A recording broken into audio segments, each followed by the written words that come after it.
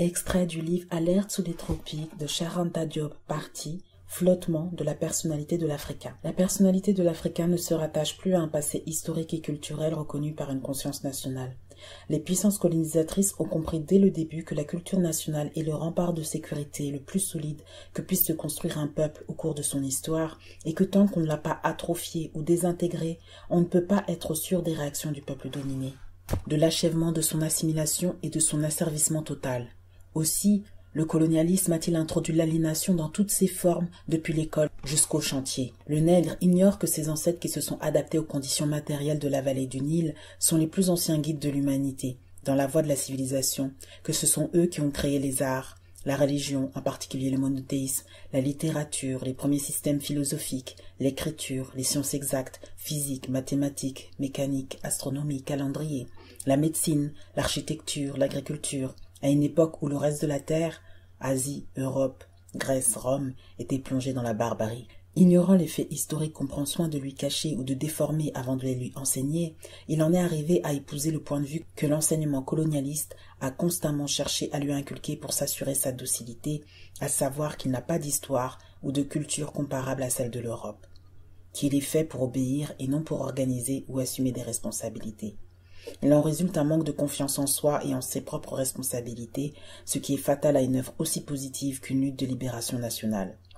Il nous a donc paru nécessaire de tenter un travail qui, en permettant à l'Africain de retrouver la continuité de son histoire et la consistance de sa culture, en même temps que les moyens d'adapter celle-ci aux exigences modernes, lui permettent de reconquérir cette assurance et cette plénitude intérieure différente de la suffisance et sans lesquelles l'effort humain est difficilement efficace. Bien sûr, cela ne sera pas facile après tant d'efforts impérialistes pour aliéner notre peuple. Mais nous sommes sûrs du résultat final, car nous sommes sûrs d'avoir réussi à dénoncer la plus monstrueuse falsification de l'histoire de l'humanité, le mensonge le plus éhonté que les historiens modernes, et en particulier les égyptologues, aient cherché à échafauder en liaison avec les nécessités de l'exploitation impérialiste.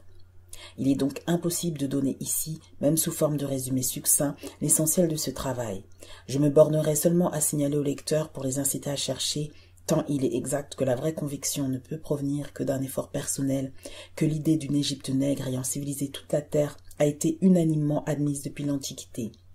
Tous les écrivains et philosophes anciens, sans exception, grecs et romains, Hérodote, Diodore, etc., jusqu'à l'apogée de l'impérialisme moderne.